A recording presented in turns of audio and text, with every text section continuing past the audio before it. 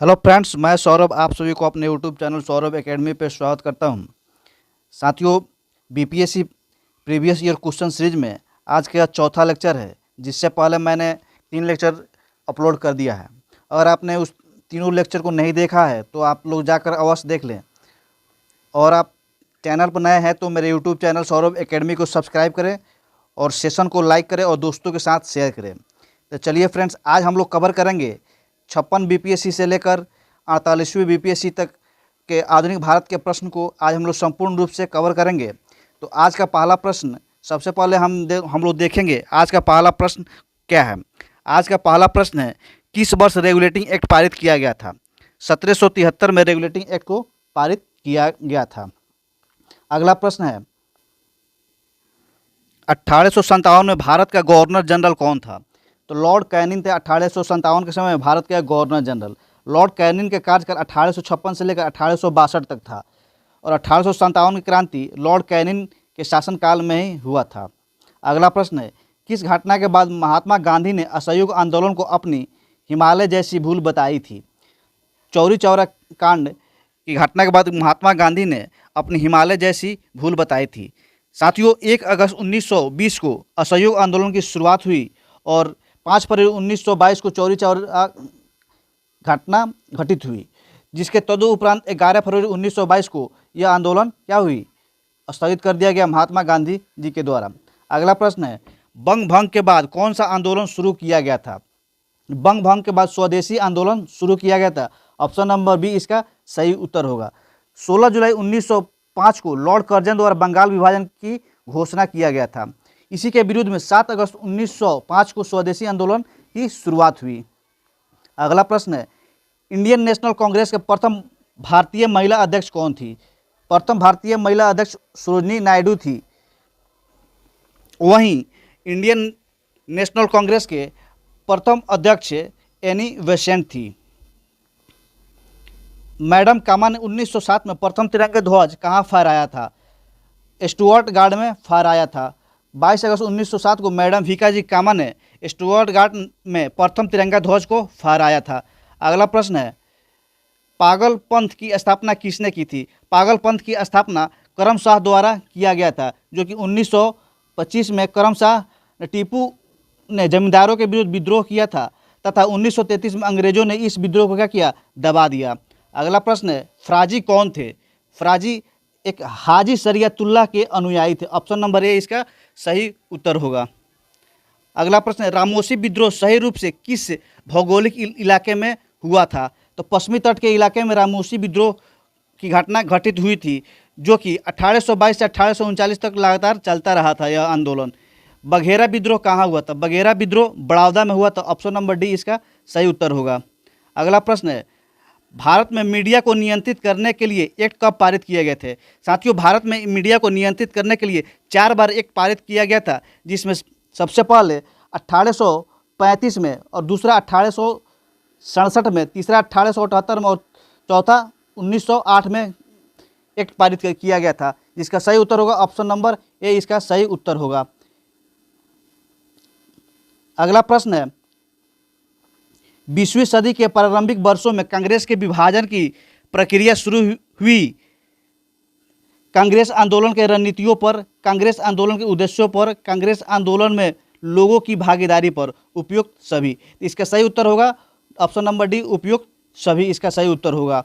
अगला प्रश्न है, new lamps for old lake श्रृंखला 1893 से 94 में सर्वहारा वर्ग के साथ संपर्क से बाहर होने के लिए कांग्रेस की आलोचना की गई थी।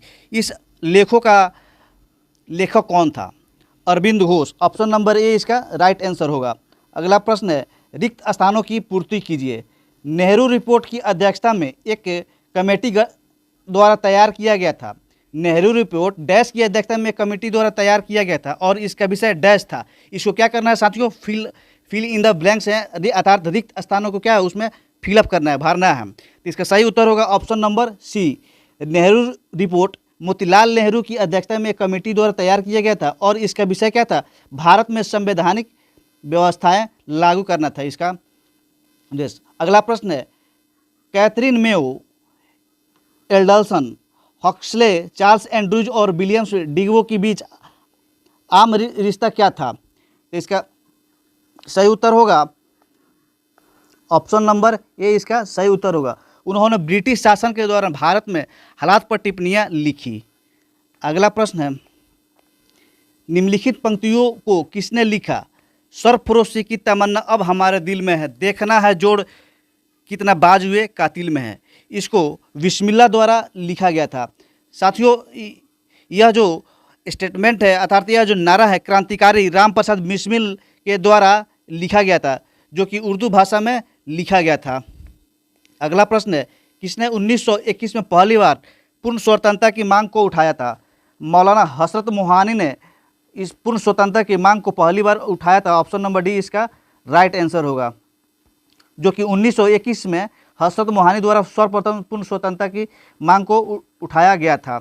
अगला प्रश्न है, भारत की कम्युनिस्ट पार्टी और राष्ट्रीय स्वयंसेवक संघ की स्थापना के क्रमशः सबसे करीबी वर्ष पहचानिए। तो इसका सही उत्तर होगा ऑप्शन नंबर बी, 1925 इसका सही उत्तर होगा। अगला प्रश्न, स्वामी सहजानंद सरस्वती ने भूमि और जल मार्ग के राष्ट्रीयकरण की मांग के साथ अखिल भारतीय संयुक्त किसान सभा का गठन किया। कब किया था ये अखिल भारतीय किसान? 1930 के दशक में संयुक्त किसान सभा का गठन किया गया था। ऑप्शन नंबर सी इसका राइट आंसर होगा। अगला प्रश्न है, निम्नलिखित में से कौन सा गोलमेज सम्मेलन 1932 में हुआ था? साथियों, यहाँ बताना है 1932 में कौन सा क्रम का गोलमेज सम्मेलन हुआ था।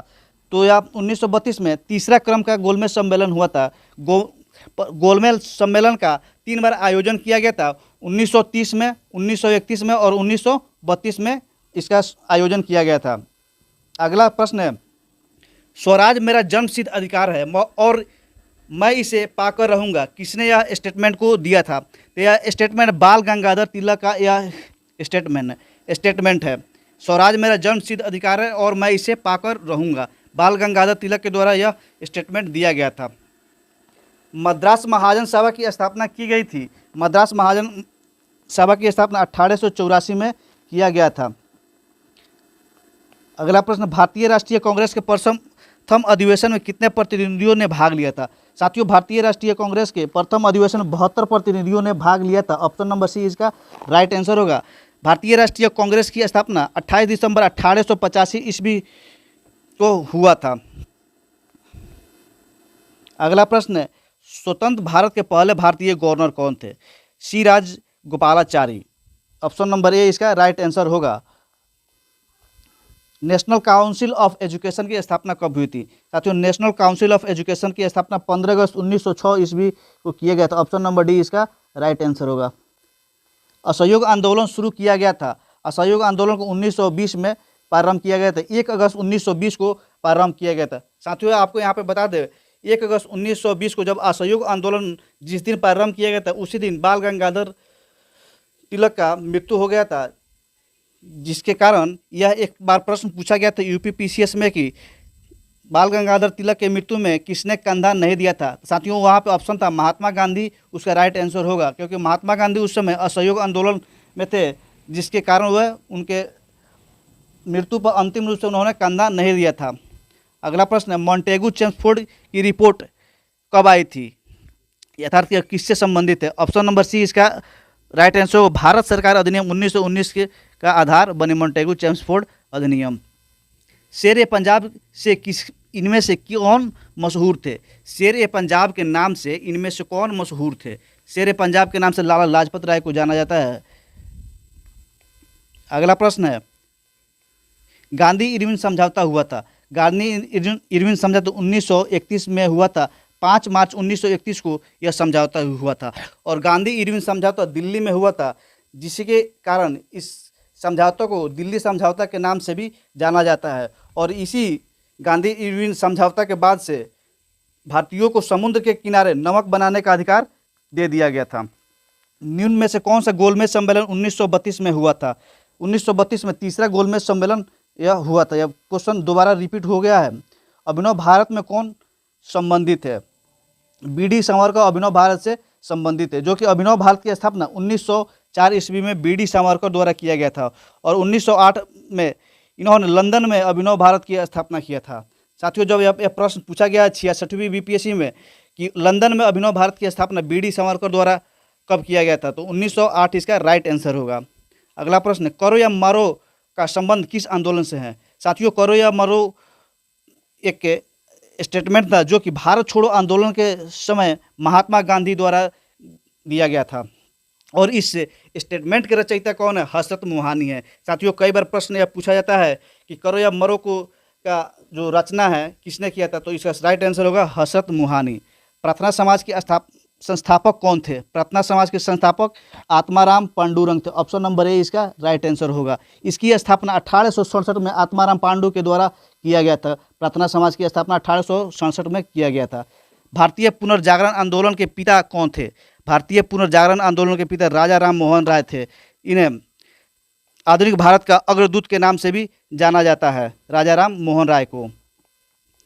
अगला प्रश्न, स्वराज दल की स्थापना किसने की थी? स्वराज दल की स्थापना किसने की? तो स्वराज दल की स्थापना चित्तरंजन दास और मोतीलाल नेहरू ने 1923 ईस्वी में 1 जनवरी को इन्होंने किया था। अगला प्रश्न, थियोसोफिकल सोसाइटी की स्थापना किसने की थी? थियोसोफिकल सोसाइटी की स्थापना मैडम HP ब्लॉटस्की के द्वारा किया गया था। ऑप्शन नंबर ए इसका राइट आंसर होगा। निम्नलिखित में से कौन सी पुस्तक तिलक ने लिखी थी? इंडियन इन ट्रांजिशन, गीता रहस्य, Gokhale my political Guru, discovery of India. तो तिलक द्वारा यह लिखा गया था गीता रहस्य, ऑप्शन नंबर बी। वहीं discovery of India Pandit Jawaharlal Nehru द्वारा लिखा गया था। गोखले माई पॉलिटिकल गुरु महात्मा गांधी द्वारा लिखा गया था यह बुक। वही इंडिया इन ट्रांजिशन MN राय के द्वारा लिखा गया था। कांग्रेस ने स्वराज प्रस्ताव वर्ष 1905 में पारित किया। प्रस्ताव का उद्देश्य क्या था? कांग्रेस ने स्वराज प्रस्ताव 1905 में पारित किया था। प्रस्ताव का मुख्य उद्देश्य क्या? उसका मुख्य उद्देश्य था स्वशासन सुनिश्चित करना। ऑप्शन नंबर बी इसका क्या होगा? राइट आंसर होगा।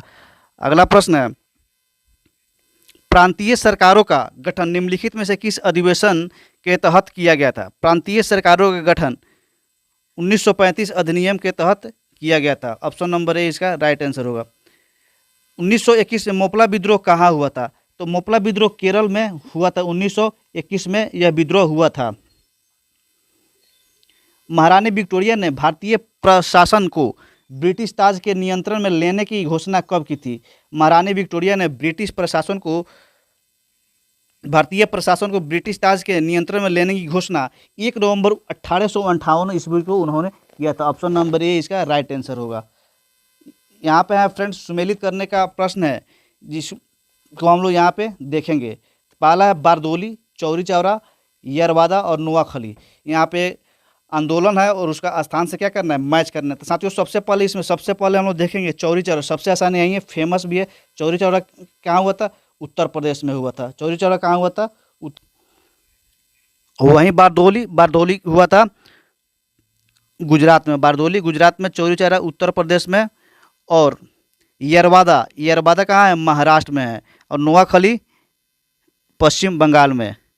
तो इसका राइट आंसर होगा ऑप्शन नंबर सी इसका राइट आंसर होगा। अगला प्रश्न है, लॉर्ड कर्जन ने बंगाल विभाजन रद्द किस वर्ष किया था? बंगाल विभाजन रद्द 1911 ईस्वी में लॉर्ड कर्जन के द्वारा किया गया था। ऑप्शन नंबर ए इसका राइट आंसर होगा। अगला प्रश्न है, शिक्षक के सुधार हेतु ब्रिटिश सरकार ने सैंडलर विश्वविद्यालय आयोग कब नियुक्त किया था? तो 1917 में यह शिक्षा में सुधार के लिए ब्रिटिश सरकार द्वारा 1921 में नियुक्त किया गया था, गठन किया गया था इसका। अगला प्रश्न है, भारत में प्रथम रेलवे लाइन किस ब्रिटिश गवर्नर के समय बिछाई गई थी? भारत में प्रथम रेलवे लाइन लॉर्ड डलहौजी के शासनकाल में बिछाया गया था, जो कि भारत में सर्वप्रथम रेलवे का परिचालन कब हुआ था? 16 अप्रैल 1853 को हुआ था। महात्मा गांधी ने खिलाफत आंदोलन का समर्थन क्यों किया था? महात्मा गांधी ने खिलाफत आंदोलन का समर्थन क्यों किया था? इसका राइट आंसर होगा option number B. Gandhi ji ने अंग्रेजों के खिलाफ अपने आंदोलन में भारतीय मुसलमानों का सहयोग प्राप्त करना चाहा था। कांग्रेस के नरम दल के नेताओं के आंदोलन का पत्ती क्या था? कांग्रेस के नरम दल के नेताओं के आंदोलन की पत्ती थी, तो ऑप्शन नंबर बी इसका राइट आंसर होगा, राजवांतरम आंदोलन था। अगला प्रश्न है, जालियांवाला बाग में प्रदर्शन के लिए क्यों लोग जमा हुए थे? जालियांवाला बाग प्रदर्शन के लिए किचलू तथा सत्यपाल की बंदी बनाने के विरोध में प्रदर्शन करने, ऑप्शन नंबर बी इसका राइट आंसर होगा। भारत में नारी आंदोलन किसकी प्रेरणा से प्रारंभ हुई थी? भारत में नारी आंदोलन की ज्योतिबा फुले की प्रेरणा से प्रारंभ हुई थी, ऑप्शन नंबर डी इसका राइट आंसर होगा। अगला क्वेश्चन है, राजनीतिक सुधारों को लेकर विरोध करने वाले पहले भारतीय कौन थे? तो दादा भाई नौरोजी थे, ऑप्शन नंबर ए इसका राइट आंसर होगा। भारतीय कांग्रेस की से पूर्व सबसे प्रमुख संस्था थी, तो भारतीय कांग्रेस से पूर्व सबसे प्रमुख संस्था थी Indian association of Kolkata, option number D इसका राइट आंसर होगा। फॉरवर्ड ब्लॉक के संस्थापक कौन थे? सुभाष चंद्र बोस फॉरवर्ड ब्लॉक के संस्थापक थे। फॉरवर्ड ब्लॉक की स्थापना 1939 में किया गया था। भारत ट्रेड यूनियन कांग्रेस के पहले अध्यक्ष थे लाला लाजपत राय, भारत ट्रेड यूनियन के पहले अध्यक्ष थे। इसकी स्थापना 1920 में किया गया था। अखिल भारतीय किसान महासभा सर्वप्रथम कहाँ आयोजित की गई थी? लखनऊ में अखिल भारतीय सर्वप्रथम किसान महासभा का आयोजन 1936 में किया गया था, जिसके पहले अध्यक्ष एनजी रंगा थे। और इसका अगला प्रश्न, 1857 के विद्रोह लखनऊ में किसने नेतृत्व किया था? बेगम ऑफ अवध के द्वारा 1857 का नेतृत्व लखनऊ में किया गया था, ऑप्शन नंबर ए इसका राइट आंसर होगा। रॉलेट एक्ट कब पास हुआ था? रॉलेट एक्ट 1919 में पास हुआ था। सर सिडनी रॉलेट की अध्यक्षता में पास हुआ था। भारत छोड़ो आंदोलन कब प्रारंभ हुआ था? 9 अगस्त 1942 को भारत छोड़ो आंदोलन प्रारंभ हुआ था, ऑप्शन नंबर ए इसका राइट आंसर होगा। अगला प्रश्न, 1857 के विद्रोह के बाद ब्रिटिश सरकार ने सिपाहियों का चयन किया, कहाँ से किया था? उत्तर के गोरखा, सिख और पंजाबियों में से, ऑप्शन नंबर सी इसका राइट आंसर होगा। अगला प्रश्न, भारत में व्यापारिक संगठनों का क्रांतिकारी चरण था। भारत में व्यापारिक संगठनों अर्थात ट्रेड यूनियन का क्रांतिकारी चरण था 1926 से 1939 के बीच क्रांतिकारी चरण था, ऑप्शन नंबर बी इसका राइट आंसर होगा। राजा राम मोहन राय द्वारा ब्रह्म समाज की स्थापना किया गया था। 1828 में राजा राम मोहन द्वारा ब्रह्म समाज की स्थापना किया गया था, ऑप्शन नंबर सी इसका राइट आंसर होगा। सत्यार्थ प्रकाश की रचना की थी। सत्यार्थ प्रकाश की रचना स्वामी दयानंद सरस्वती द्वारा किया गया था, ऑप्शन नंबर डी इसका राइट आंसर होगा। अनुशीलन समिति थी। अनुशीलन समिति एक क्या थी? क्रांतिकारी संगठन थी, option number D.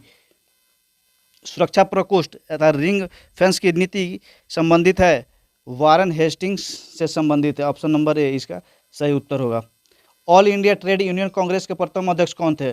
All India trade के प्रथम अध्यक्ष लाला लाजपत राय थे, ऑप्शन नंबर डी इसका सही उत्तर होगा। अगला प्रश्न है, देवबंद के उस विद्वान का नाम बताइए जिन्होंने स्वतंत्रता आंदोलन में महत्वपूर्ण भूमिका निभाई थी। अब्दुल कलाम आज़ाद ने इस आंदोलन में महत्वपूर्ण भूमिका निभाई थी। सरदामणि कौन थी? सरदामणि रामकृष्ण परमहंस की क्या थी? पत्नी थी, ऑप्शन नंबर बी इसका राइट आंसर है। अंग्रेजी भारतीय सेना में चर्बी वाले कारतूस को चलाने वाले एनफील्ड राइफल को कब शामिल करने का निर्णय लिया गया था? दिसंबर 1856 में एनफील्ड राइफल चर्बी वाले कारतूस राइफल को शामिल करने का निर्णय लिया गया था। अगला प्रश्न, बम्बई में अखिल भारतीय व्यापार संघ कांग्रेस की स्थापना कब हुई थी? 1920 में यह स्थापना किया गया था। अमृत बाजार पत्रिका की स्थापना किसने की थी? शिशिर कुमार घोष द्वारा अमृत बाजार पत्रिका की स्थापना किया गया था, जो कि 1868 में इस वर्नाकुलर प्रेस एक्ट पारित होने के कारण यह पत्रिका अंग्रेजी में प्रकाशित होने लगी। किसने कहा था कि कांग्रेस आंदोलन न तो लोगों द्वारा प्रेरित था और न ही यह उनके द्वारा सोचा या योजनाबद्ध किया गया था? सर सैयद अहमद खान द्वारा यह स्टेटमेंट दिया गया था, ऑप्शन नंबर बी इसका राइट आंसर होगा। अगला प्रश्न, गांधी इरविन समझौता के हस्ताक्षर होने में किसने महत्वपूर्ण भूमिका निभाई थी? तेज बहादुर सप्रू ने इसमें महत्वपूर्ण भूमिका निभाई थी, ऑप्शन नंबर सी इसका राइट आंसर होगा। निष्क्रिय विरोध के सिद्धांत का प्रतिपादन किसने किया था? अरबिंदो घोष ने निष्क्रिय विरोध सिद्धांत का प्रतिपादन किया था।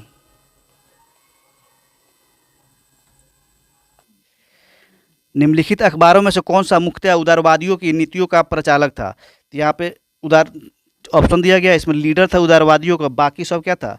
उग्रवादियों का नीतियों का प्रचालक था। वह कौन कांग्रेस अध्यक्ष था जिसने क्रिप्स मिशन और लॉर्ड वेबल दोनों से वार्ताएं की थी? अब्दुल कलाम आज़ाद थे। साथियों, कांग्रेस की अध्यक्षता करने वाले सबसे लंबा कार्यकाल वाले यही एक व्यक्ति थे अब्दुल कलाम आज़ाद, जिन्होंने लगभग 7 साल तक कांग्रेस की अध्यक्ष रहकर उस पद को सुशोभित किया था। सांप्रदायिक अवार्ड एवं पूना पैक्ट में क्रमशः दलित वर्ग के लिए कितने सीटें थे? और क्रमशः 71 एवं 148। ऑप्शन नंबर बी इसका राइट आंसर होगा। अगला प्रश्न, निम्नलिखित उद्योगपतियों में कौन से व्यक्ति लंबे समय तक AIC के खजांची रहे तथा 1930 में वे जेल भी गए? जामनालाल बजाज। जामनालाल बजाज महात्मा गांधी के 5वें पुत्र के नाम से भी इन्हें जाना जाता है। साथियों, यहाँ पे BPSC का सभी क्वेश्चन समाप्त होता है।